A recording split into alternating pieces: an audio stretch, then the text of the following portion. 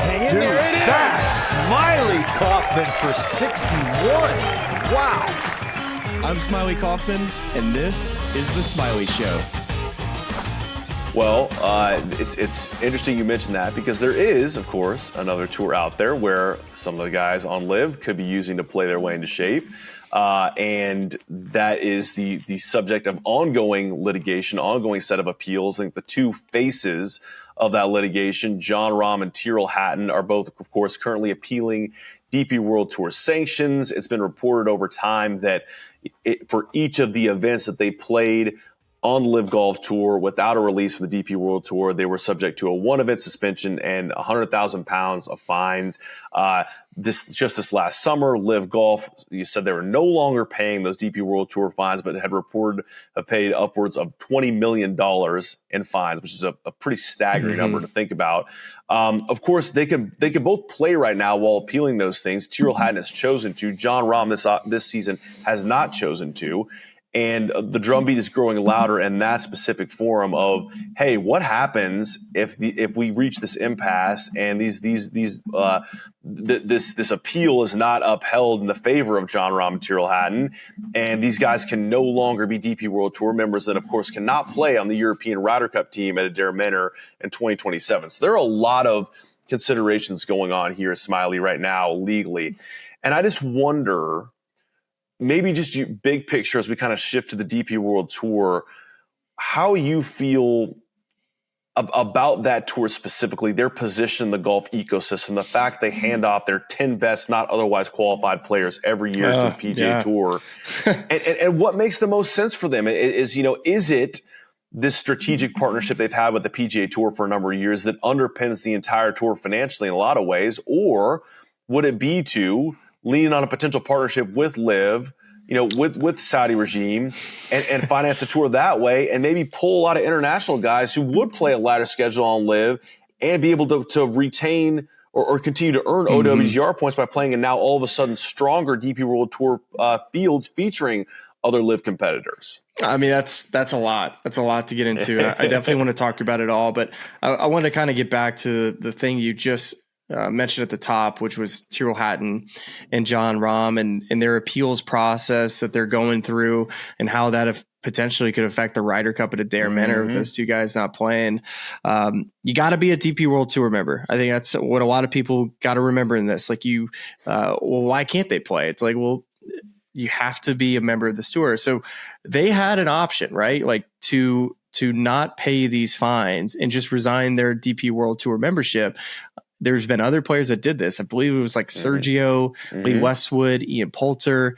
They all, I think it was a cat and mouse game for a little bit because LIV was paying the fines and they got to a point they're like, nah, we're not going to pay them anymore. It's either you're paying the fines or, you can play, you can still play in these events, pay the fines, but we're not going to do it anymore. So I think you had some guys resign, which is obviously a huge, which I disagree with in a way because these are the same players who built the DP World Tour, like Sergio, Henrik Stenson, Lee Westwood.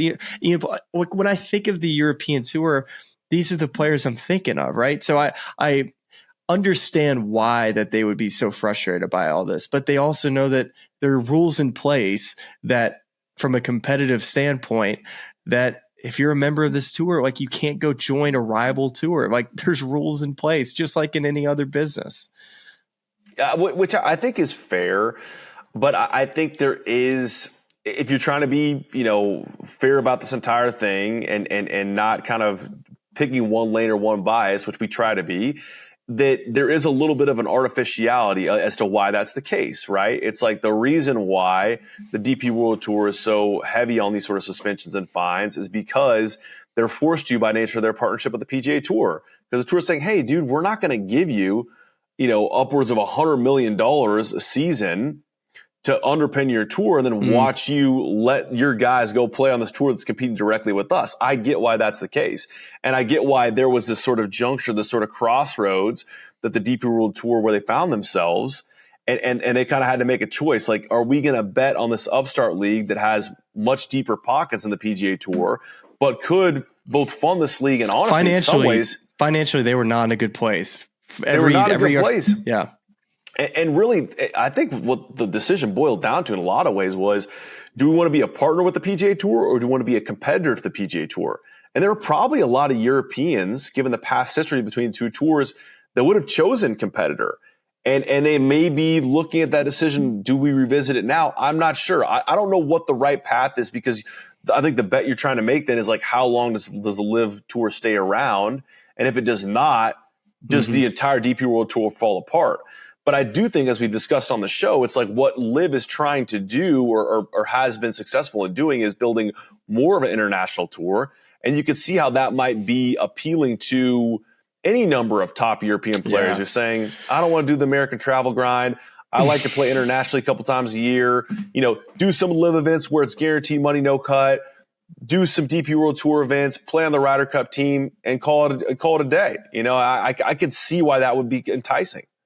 Yeah, and you don't know how long LIV's going to be here. It could be here for another year. It could be here forever.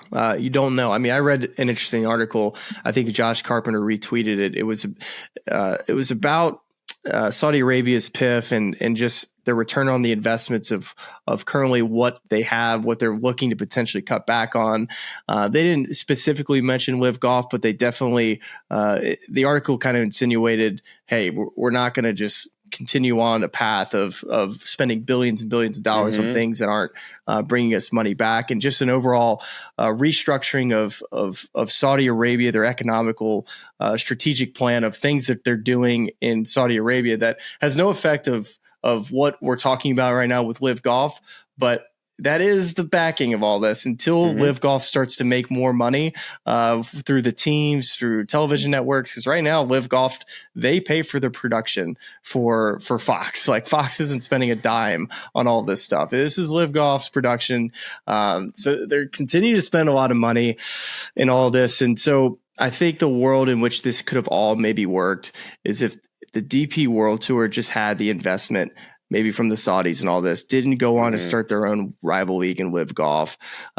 Would you have been okay with a very, very strong DP World Tour with really strong backing financially, let's say $20 million purses a week?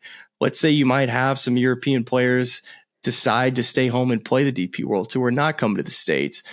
Would that bother you as a golf fan to maybe see, that's where really the WGCs were invented in the first place, for just the meshing of the two tours? Yeah, it's so interesting because I try to think a little bit about like what would that landscape look like? Like, what would the realities be from a consumer standpoint, like a viewer standpoint, a fan standpoint, right?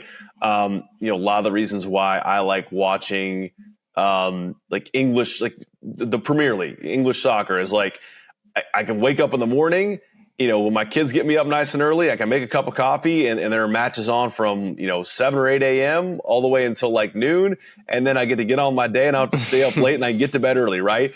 With golf, you kind of get that, but almost like a lot of the plays happening so early that really you're only catching maybe the back nine on most Sundays where an important tournament's coming down the stretch. I feel like you lose a little bit too much there. I also think I would be really, really interested to see how the PIF or the DP World Tour or LIV, whatever sort of conglomerate they came together that was making decisions for this league, this theoretical league, how they'd sell it as a television product. Because you have to recoup investment in some way, shape, or form, right? And the way that they're doing it, obviously, right now, the PGA Tour is like selling against television ratings in an American market, and those, of course, have been fractured and fissured in a lot of ways. And the whole point of the SSG coming in was like, how do we improve this theoretical product, right? Like, so that we can sell against a stronger product and make more money and funnel that back into the game, but I just think that even with lower television ratings for the PGA Tour, they would dwarf whatever you could sell LIV at in an American market if all the tournaments were happening at these odd hours and overnight, and you're trying to sell like this morning TV window. It took years for NBC to build the Premier League into a viable TV product in the United States. And even now, the ratings aren't like any massive thing. It's just like it's kind of a nice sort of, lower tier sports, so to speak, not in terms of the competition, but in terms of the television product. And so just from a business standpoint, like, how could you do that in a way that would justify PIF investment. You could certainly do it at a more financially viable rate, commercially viable rate than they're doing right now, where they're, to your point, paying for their own production to put that on Fox Sports. But there still is an element of like, how long can that last until it's, really a true competitor with the PGA Tour from a commercial standpoint? I think that would be a huge fissure for the PGA Tour. Could you imagine how those TV ratings would drop if you basically lost every notable European player to this competitor league? Absolutely. I've always said that I wanted to watch Premier League in the morning. Never quite get there, but I do enjoy it. Like every time that it happens to be on, I never look away. I enjoy watching soccer. It's just never, I'm not programmed to watch it on Saturday. Saturday mornings? It's Saturday, Sunday. Now they have some on Friday afternoons. Yeah. Monday afternoons. Yeah. We'll do a Premier League pod later. Not there was a random guy who popped up on my Twitter, and I was like, I know that name. It was like Chubby. It was like that agent, Chubby Chandler. Yep. Popped up on my Twitter. I was like, what has this guy been? Like that guy used to represent all the European Tour players, and he had a take about the LIV Golf Tour on how. Well, first off, I think he isn't a fan of it. Kind of disagrees with what they did. He's like, what they're missing is that instead of it being 4 players that are just randomly put together, which some of the teams I think are great. Like when you think of the Majestics, I actually think about an English team. But I think they are missing the star power of a famous player, like let's say Colin Montgomery, or just name, Padraig Harrington, somebody that is a legend that has been incredible in the game, Tiger Woods, whoever you want to throw in there, and then throw in a couple, really good players, PGA Tour players, DP World Tour players, whatever, and then a ladies player, and have it be a team that is consisted of, an older player that's obviously accomplished a ton in the game, maybe an up and coming player, a really established player, and then a women's player. And I was then thinking about that, and then I started thinking, man, if they would have just leaned into nations in this, people really care about nations. Like if it was a Team USA, instead of like these like random clubs like Fireballs and Majestics, like if it was an English team, if it was a Spain team, those are things that people like when they turn on the TV and they see countries. Okay, I recognize that. I can relate to that. Oh, I know who that guy was. I loved watching him. You got your dad or your granddad telling you about, oh, yeah, I remember used to watching this guy. He was unbelievable. It's like, well, is he as good as this guy? I don't know. Well, let's see. I think that type of product could be really interesting because that's not something that should get world ranking points. This is just a cool golf product that could help grow the game. And if that could have been somehow with good backing, obviously you would need good financial backing for these players who want to do it. Something that was traveled globally, where maybe that these players are playing every week, but let's say you had 6 to 8 of these across the world that these players are going to play in, that isn't conflicting with the main tour schedule with the majors. And not to say that these guys are going to want to go do this, but I'm just giving you another option of how you could have a Saudi Arabia backing with the climate and what golf is now. I think that would be interesting because it's different than 72 holes. Like this is something that maybe people could wrap their arms around because maybe it's a different format. Maybe it's not 72 holes. Maybe it's 9-hole matches, something that's quick and poppy. That's where my head kind of goes.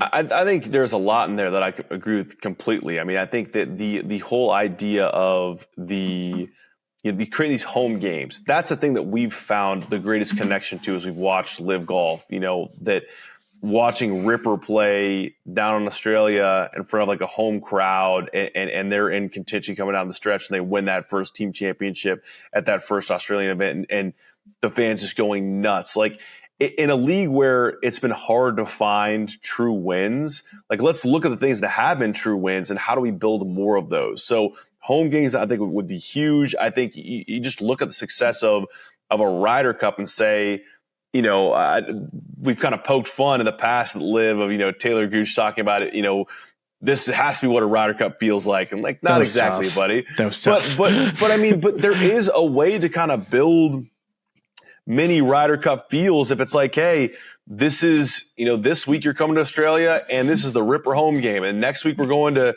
South Africa and that's Stinger's home game, or whatever you want to do in terms of the sort of the team branding. Like that definitely plays and that definitely sells. And it's, again, you come back to the whole TV thing. How do we broadcast this in a compelling way? But you could get behind that. I also think too, part of the issue with LIV is trying to do too many things, right? Like trying to kind of be this competitor golf tour to the PGA Tour and have, initially 54 hole, but like, now 72 hole individual tournaments while also doing the team golf thing. And it's not working on all those levels. If you really were able to say, what's the best version of home game team golf and make that its own sort of fun event, maybe it doesn't have the same cachet right out of the gate, but it's certainly not as competitive to a PGA Tour or a DP World Tour, and maybe there is more room in the ecosystem for that. And I think the final point you make that's an interesting one is like playing off that Chubby Chandler tweet of like sort of mixed gender teams is that look around right now, like what is really working in golf entertainment. The Internet Invitational, people are really loving that. Now, I think that it is very hard. People love to just point at YouTube golf and say, why aren't we broadcasting golf like this? It's like, well, for a number of really important and rational reasons, right? Like if you really want to see a YouTube golf broadcast, like of the PGA Tour, like, are you just going to pick one golfer? Are we just going to do 18 holes with Jordan Spieth and just only hear his viewpoint? Because now you're not showing any other shots, right?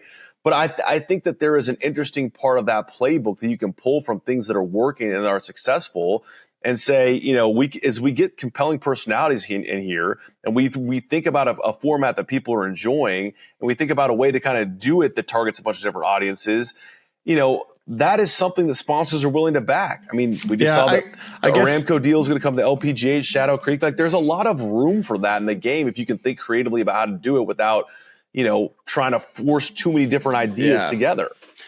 Who's to say that this whole idea of a nations deal, let's say this is a LIV thing with, all these different mixed male competition. Who's to say it has to be live? Who's to say that this can't be produced? That's a great point. Where you have all of the commentary from every single group and every single match where everybody gets to see every shot. And that's where you kind of fix this entire model where everything is judged based off of ratings. Well, let's say that you have a product that's produced with all of these top end talents that all of a sudden it's not for official world golf ranking points, but it's for cash, it's for pride, playing for your country, all of these sorts of things that makes a great television product. But if it's in Australia, we've realized that that's been the biggest issue going globally is that it doesn't register from a rating standpoint. So that is where you can maybe learn a lesson from YouTube Golf is that they've produced products that withstand, for a long time, that you can go and watch forever, that they did a great job of. I still don't know who's still left and who's still going and who's won the thing because they've kept it a secret. And I think that's maybe something that you can look at as a potential option. But I do think fans being out there is important. So I don't know how you're able to discreetly say who won or lost, but I don't know. Well, and fans is is the more positive of I think the two issues with not doing live. The second one is who wants to go tell the sports books that you can't get, you know what I'm saying? Like, I mean, that really and truly today's day and age. Who's to say that these people have personality? These players we're talking about. That's true. But I do think a lot of the adherence to live has to do with like in today's day and age, can you gamble on it? Because that is a big sourcing of funds and eyeballs and things like that. And it's an existential question to be answered. Like, do we care more about a compelling product we can sell against? Do we care about whether or not people can engage via betting on it? I don't know. I'd be fine with tape delaying it in the sake of product. Many people probably wouldn't be. It's an ongoing discussion. It's an interesting one. It's one that I'm glad we can dig into this off season. But I will be curious to see just the knock-on effect of does this amount to just nothing more than making these LIV guys, to your point, more prepared to play better in majors so that they can retain entry to those majors in the future. And if that's a net win for them, then that's something. That's not I would nothing. say one of the other big knocks on the LIV Golf Tour is that they haven't created their own stars. I think they have an option or a potential young star in the making with Tom McKibbin that they can claim as their own. You know, he was a good player on the DP World Tour. Don't get me wrong. He wasn't like it's some world beater like Rory McIlroy coming up. We were like, okay, this guy can be really good. He's 23 years old. Made his way to the PGA Tour for maybe one start before signing on with John Rahm's team in Legion. And that's where you start to wonder, okay, is this a good avenue for young European players who have yet to take up PGA Tour status? Let's say if you go out and play well, Tom's made, I think it's like $5 million or something is what I've read to this point. That's a lot. That's a big chunk of change in just a year, from whether it be just a signing bonus and what he's made on the golf course. And now he's up in a decent spot in the world rankings. I'm not sure. Where did we say he was? He's top 50? I thought he was top 50. No? As of the 29th, if I go down here, he was 85th in the world. But 85th, okay. But data golf, he was like something. Anyways, I think he's 33rd in the data golf rankings. But winning the Hong Kong Open gets him into the Masters. So there's another pathway for a young player, a LIV player, to get in. So I'm 72 holes can be good for the top guys, but also you have another young player. Like, I'm just thinking of like, how does this league get more traction than Joaquin Neiman won 5 times, and like everybody was pumped to watch him play at these majors, and he hasn't quite broken through at these majors. And I'm just wondering, what are going to be the things that take the league to the next level, that get regular golfers and fans watching and saying, man, these guys got it cooking over there. To wrap the LIV discussion, but there are 2 kind of additional league items we teased at the top of the show that I'd love to get your quick thoughts on as the show comes to its conclusion. The first is with one event remaining on the DP World Tour, of course, the championship that closes their season out. Here is your current list of rankings for players in the order of which they could receive their PGA Tour card next season. Marco Pinge, of course, tops that list. Christopher Ryton, I hope I'm saying his name right, the Norwegian player. There are a number of names in here that I'm looking at a little bit. I hope I get this right, and please correct me if I'm wrong in the comments. Adrian Sadir, 3rd. John Perry, 4th. Alex Noren, 5th. Laurie Cantor, 6th. Hao Tong Lee, 7th, Daniel Brown, 8th, Keita Nakajima, 9th, and Jordan Smith, 10th. Is Laurie Cantor the first guy to go from LIV to the PGA Tour now? He was. I remember he was the first to play in a tour event. I think the Players Championship it was, where he made his way back to first to play an event, and then this would be another to earn his card. He would also be the first to do that as well. And it's because he never has had PGA Tour status. Correct? This is how he's able to. It's because he currently doesn't have status. Because all of these are you see names on this list of guys who've held PGA Tour cards before, but are at risk of losing it. In fact, I think Nicolai Højgaard is like 15th on this list right now. But is also 84th in the FedEx Cup standings. Whereas I believe Alex Noren, you see him on the list, you say, wait a second, didn't he already play on the PGA Tour? He is currently 122nd on the FedEx Cup. And so, for a lot of these guys, we talked a little bit about this a couple of years ago with Minwoo Lee. Like, you're in the fall and you're kind of deciding which one makes the most sense. For Noren, obviously, he's pretty entrenched there. He's going to get his PGA Tour card via this pathway. And really the difference is just like which reshuffle category he's in. Whereas, for a guy like Nicolai Højgaard, will play in the final event of the season, but, via his 84th position in the FedEx Cup will retain his PGA card through that top 100 stats. Yeah. And that's the frustration and the argument that DP World Tour fans make. It's like, we're giving you our 10 best players every year, that aren't already exempt for the PGA Tour. You could understand from it doesn't make a whole lot of sense, does it? That's a lot of players you're giving away every single year. And then you're talking about, you're not going to let John Rahm and Hatton play. It's like, what gives, as a fan of the European Tour, I would be frustrated about it too.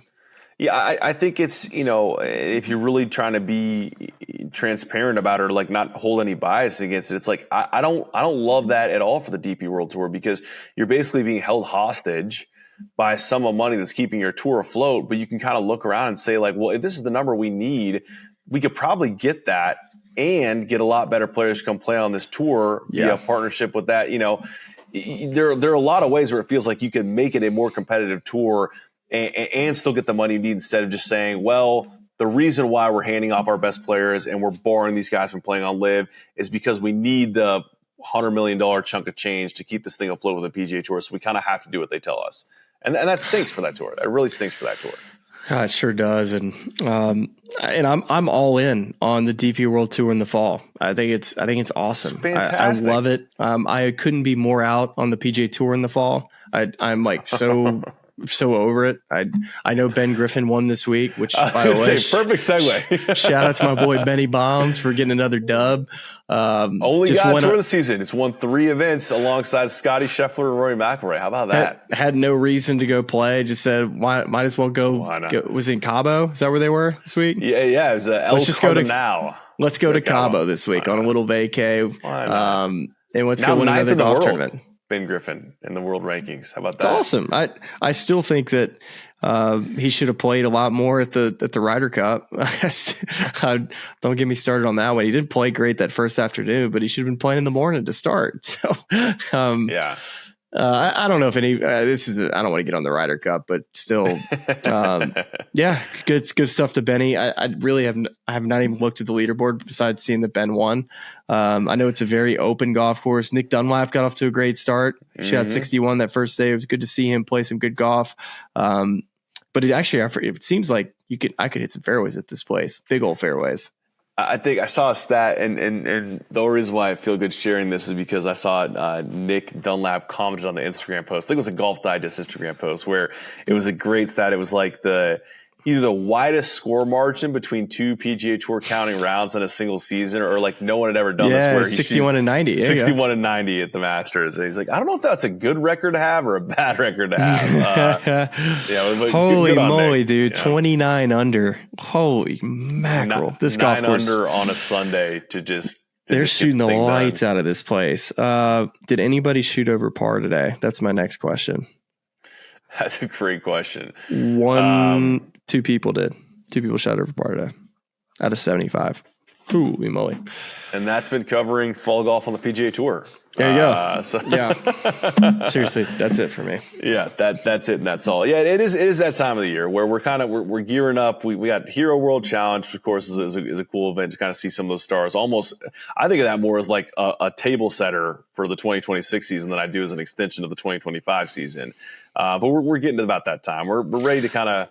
So that's the one event that you could say you're like, wait, there's 18 players playing and they get official world golf ranking points. That is an argument that any LIV fan can make, or any LIV player can make. And be like, dude, you only got 18 guys playing, you're getting points. What's going on?